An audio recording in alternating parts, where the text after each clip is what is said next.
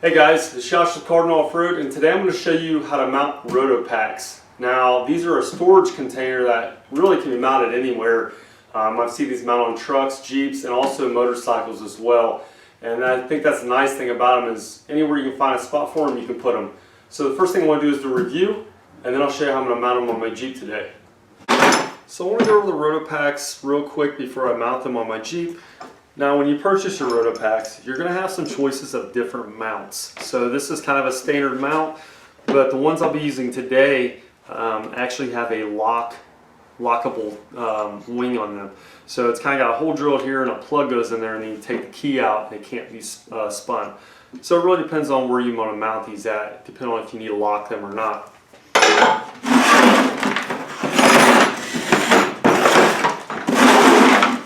So the Rotopax is pretty simple to use. Has two latches here.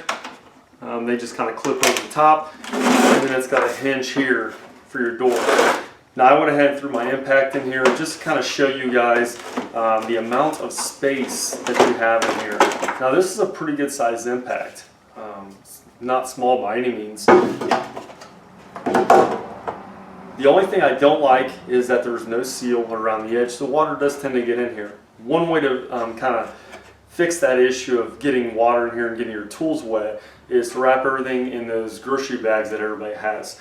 And another nice thing that does, it kind of keeps little stuff like this together and also keeps things from rattling around. So it does kind of get loud if you just throw a bunch of wrenches and stuff in here, especially with the plastic, it makes it a lot louder. To mount the Rotopax, it's very simple. This is kind of your mounting part right here, and then this here is just kind of your locking device.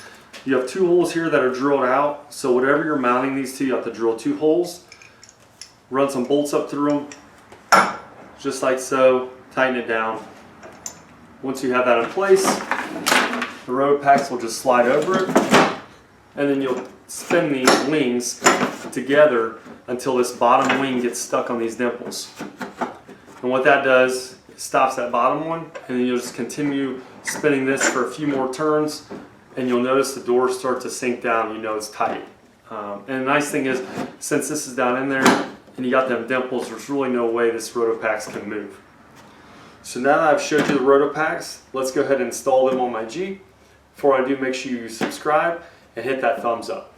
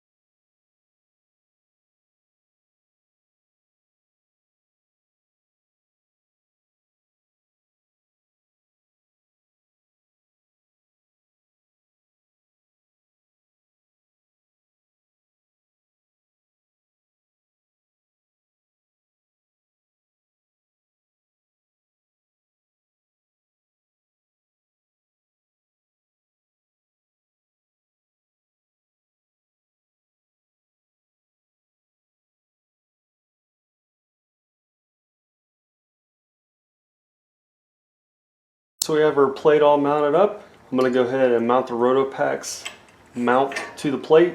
Just takes a couple bolts. Now I also want to show you guys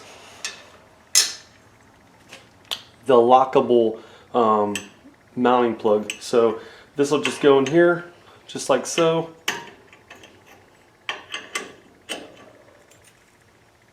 Grab my key. If you can see, it's got, make sure I'm in the camera, it's got them two little things, and when you turn the key, they just pop out. Just like so.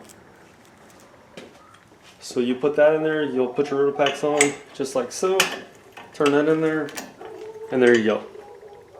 So let's go ahead and put the other bolt in, and then we'll put a Rotopax on.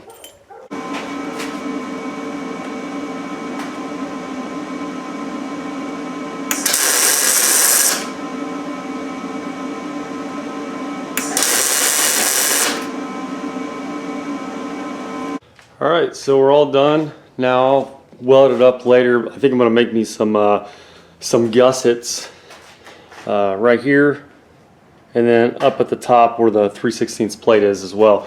That way just some vibrations and stuff, them things don't move around. Other than that, they look really straight. I'm really pleased with how it turned out. They're tucked in there pretty good.